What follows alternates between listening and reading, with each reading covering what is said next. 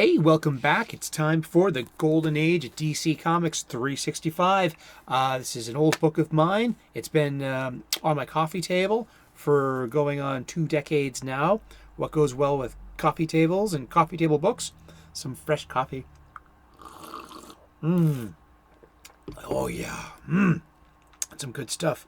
What am I doing here? This is my old book. It was given to me by one of my best friends. And it's been, like I said, on my coffee table forever. So I look at it occasionally. I read it occasionally. So I'm reading it now, and I'm reading it with and for you. So we can have some comic books to talk about just for a few minutes. And so I'm going to use this book for its intended purpose of a page a day. And let's just read today's page. It is February 5th. Ooh. Oh, actually, I might have something to say about this. Yeah. Not so modern because the 80s were 40 years ago. But, okay, look at this. This is for the attacker has no head. Oh my goodness. Let's see what this is all about. This is a story by Gardner Fox. It's art by Bernard Bailey from All Star Comics number 6. It's published September 1941. February 5th. The quote-unquote headless zombie seen here is the creation of sinister science, not voodoo magic. But who cares when he's got his hands around your neck? Fortunately for Bob Randall, the Spectre is about to arrive. Register his dismay, good grief, and proceed to kick, literally, the monster's butt. He then, quote, releases a D-ray, capital D, hyphen ray, towards the crawling figure, blasting it to total destruction, unquote. There were some creepy characters in the Spectre stories, but since he could destroy them all with a wave of his hand, he was still the scariest one around. Yeah, I mean, just like, this is horror. This is grotesque. This is body horror. And it also kind of reminds me of just what I would see years later in one of the comic books I grew up on, was the 80s Swamp Thing by Alan Moore, and the level of grotesque that Bissett and Total Ben were able to give us regularly in this magical world of good and evil, and of heaven and hell, and of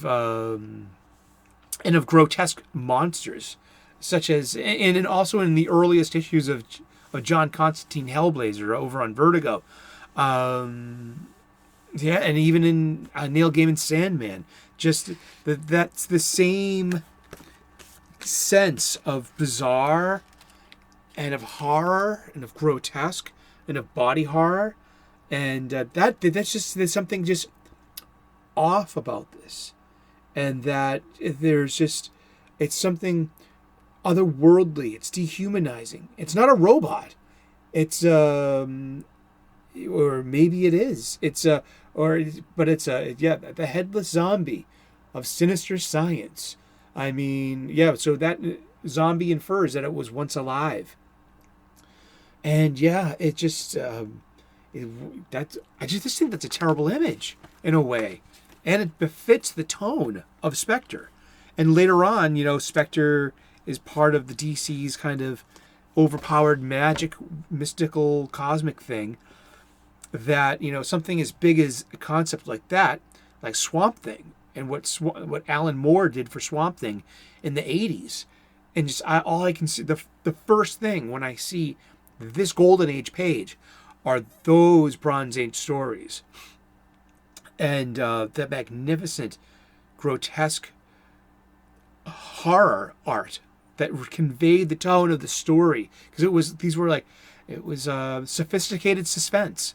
Sophisticated suspense was basically on every floppy of Swamp Thing, of Alan Moore's Swamp Thing back then, and which introduced us to Grant Morrison and his love of the Golden Age and what he was able to do with playing around with Golden Age and Silver Age characters and jumbling up and just understanding these superhero stories.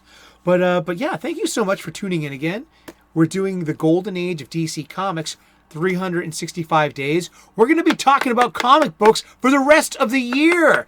Tune in at 3 o'clock tomorrow, p.m. Eastern, to find out if we really do, huh?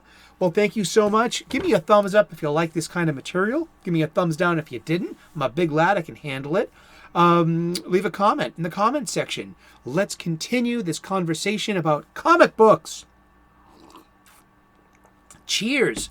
And I would love to earn your subscription. I make daily content. I'm a spiritual guy, an amateur theologian, and an ordained minister.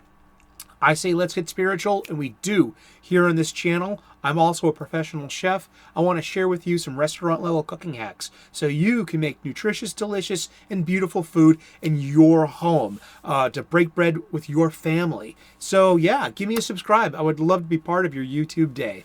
Thank you so much for tuning in, and we'll be talking comics. Thanks.